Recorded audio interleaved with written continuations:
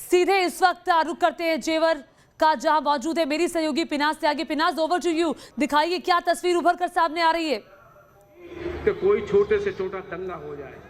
बिल्कुल, हम news nation पर जेवर से ये अपनी स्पेशल रिपोर्ट, अपनी खास पेशकश ग्राउंड जीरो से लेकर आ रहे हैं। सबसे पहले मैं इस पेशकश को आगे बढ़ाऊं उससे पहले मैं हमारे न्यूज़ नेशन के रिपोर्टर्स चप्पे चप्पे पर मौजूद है। मेरे सहयोगी धीरेन्द्र पुंडी, विकास चंद्रा, अमित हमारे साथ लगातार मौजूद हैं और हमारे कैमरामैन जो हैं हमारे साथ लगातार जुड़े हुए हैं, जो आपको हर तस्वीर, हर बयान सबसे पहले दिखाएंगे।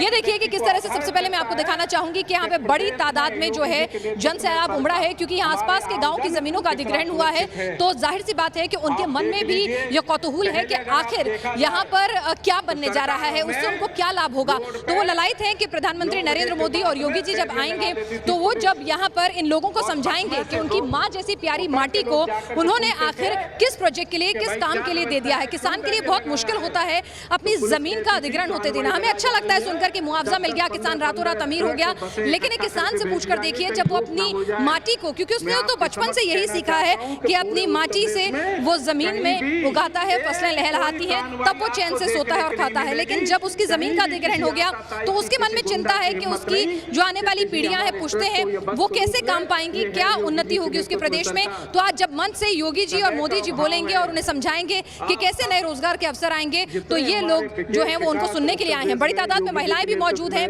वहां पर आप पीछे तक जहां तक नजर डालेंगे वहां पर लोग हैं। विपक्ष कह सकता है कि ये भीड़ जो है वो कार्यकर्ताओं की हो सकती है, लाई गई हो सकती है, लेकिन इसमें भी कोई दो राय नहीं है कि ऐसे भी लोगों की तादाद कम नहीं है। जब हम यहाँ आ रहे थे नोएडा से अपने दफ्तर से, हमने यहाँ का सफर तय किया तो बड़ी तादाद में लोग जो हैं वो खुद ब खुद भी जा रहे थे जानने के लिए, देखने के लिए कि आखिर दुनिया का सबसे जो टॉप 5 सबसे बड़े एयरपोर्ट हैं, इंटरनेशनल एयरपोर्ट, उनमें से एक उनके जेवर इलाके में बनने जा रहा है, उनके उत्तर प्रदेश में बनने जा रहा है। तो ये उत्तर प्रदेश को कैसे उम्मीदों की उड़ान देगा। तो ये तो रही बात यहाँ की जेवर की, लेकिन ये भी समझना होगा ज्योति कि इसमें भी कोई दो राय नहीं है कि आप जो है चुनावी साल में अगर शिलान्यास करने जा रहे हैं तो इसके वोटों पर क्या कुछ इफेक्ट होने वाला है। विकास चंद्रा जी जो हैं बीजेपी पार्टी को लंबे समय से कवर करते रहे हैं, अगर उस संदर्भ में मैं उनसे समझने की कोशिश करूंगी। विकास जी, ठीक है, डेवलपमेंट का प्रोजेक्ट है, जेवर को हमने नेताओं के भाषणों में और वादों में कई बार सुना है, सरकारें आई गई, लेकिन पहली बार एक इवेंट उसके नाम पर जहां पे एक्चुअली कुछ दिखेगा कि हाँ अब काम शुरू हो गया, शिलान्यास होने जा रहा है। तो इसका लाभ जो है, इसका फायदा जो है वोटों के लिहाज से देखें तो कितना और कहाँ होने वाला है? देखिए, सबसे पहले तो आप मंच से जो भी भाषण हो रहे हैं स्थानीय सांसद के या उत्तर प्रदेश के मंत्रियों के, तो ये लग ही नहीं रहा है कि ये एयरपोर्ट के शिलान्यास का कार्यक्रम है, बिल्कुल चुनावी रैली की तरह दिखाई दे रहा है।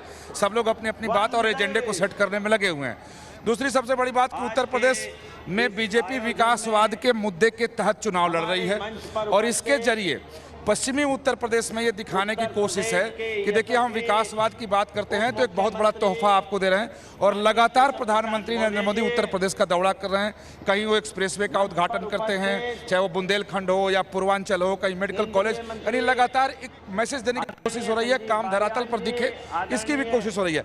एक चीज़ आप देखें कि पहले कृषि कानून के रद्द होने का ऐलान पीएम ने किया, उसके बाद कैबिनेट में उस पर मुहर लगाई गई, अब तब प्रधानमंत्री नरेंद्र मोदी जेवर आ रहे हैं। ये ऐसा नहीं है कि अचानक हो गया है, बिल्कुल सोच समझकर रणनीति के तहत, क्योंकि कृषि कानूनों से सबसे ज़्यादा प्रभावित ये पश्चिमी उत्तर प्रदेश का ही इलाका है। अब यहाँ से प्रधानमंत्री क्या बोलते हैं, क्योंकि विकास का एक ऐसा तोहफा दिए हैं कि तमाम लोगों की मुँह बंद हो जाएगी कि भाई आपने किया क्या। बोलेंगे देखिए मैंने आपको एयरपोर्ट दिया, 24 में उद्घाटन कर देंगे। लेकिन देखिए ठीक है 24 में उद्घाटन कर देंगे, लेकिन उत्तर प्रदेश का किसान अभी नाराज है और 2022 का जो चुनाव है वो सर पे आ खड़ा हुआ है अगर देखा जाए तो। ऐसे में जो किसानों और जो इस बीच में जो समाजवादी पार्टी का नया गठबंधन है आरजेडी के साथ, तो उस सब के बीच में क्या वाकई में एयरपोर्ट की सौगात जिसका अभी सिर्फ शिलान्यास होगा वो अमली जामा, उसकी कहते हैं ना कि मिट्टी की खुदाई शुरू होगी, अभी इमारत भी बनती हुई दिखाई दे उसकी संभावना भी कम ही है। तो क्या लोगों तक वो मैसेज पहुंचाने में, कम्युनिकेट कर पाने में बीजेपी को एडवांटेज मिलेगी? आपका अनुभव क्या कहता है? देखिए, इसीलिए इतनी बड़ी सभा का आयोजन किया गया है, इतने भव्य समारोह का आयोजन किया गया है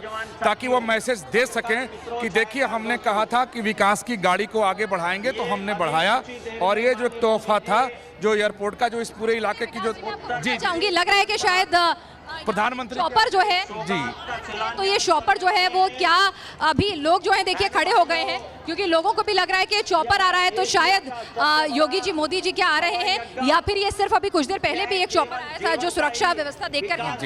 जी हाँ, थोड़ी देर पहले भी ये चॉपर आया था क्योंकि सुरक्षा व्यवस्था के दृष्टिकोण से, और प्रधानमंत्री का कहीं भी मूवमेंट होता है तो 2 फॉरवर्ड टीमें आती हैं पहले, उसके बाद तब उनकी रिपोर्ट के बाद प्रधानमंत्री आते हैं। तो अब ये संकेत है कि थोड़ी देर में प्रधानमंत्री नरेंद्र मोदी आने वाले हैं। जो पहले आपने सवाल पूछा था कि आप देखें कि आपने कहा ठीक है खुदाई अभी शुरू होगी, 2024 में फर्स्ट फेज का काम पूरा होगा, लेकिन एक एजेंडा सेट करने की कोशिश है कि देखें मैंने कहा था कि मैं दूंगा तो मैंने दिया, काम भी शुरू हो चुका है।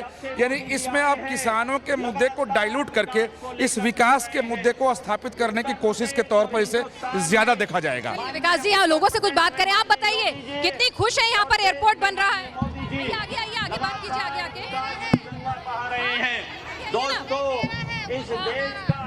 मंजुलता जी, कैसा है आपके प्रदेश में, क्या हो रहा है? कुछ नहीं हो रहा।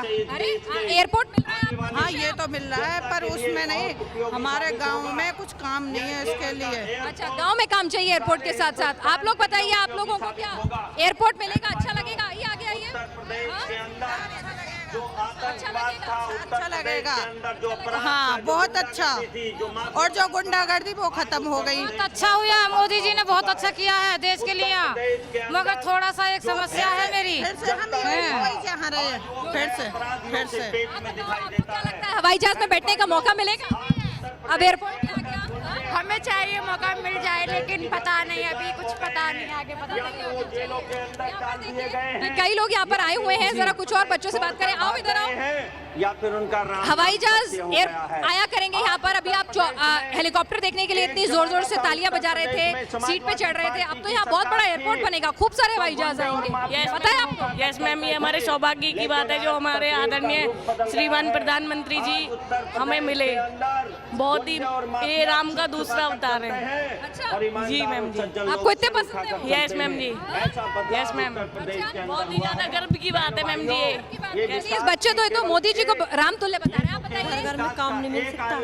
हाँ, आपको अच्छा, आपको कैसा लग रहा है? अच्छा लग रहा है, अच्छा लग रहा है। तो यहाँ पर एयरपोर्ट बनने से आपको लगता है आपको फायदा होगा? फायदा हो जाएगा, हो जाएगा।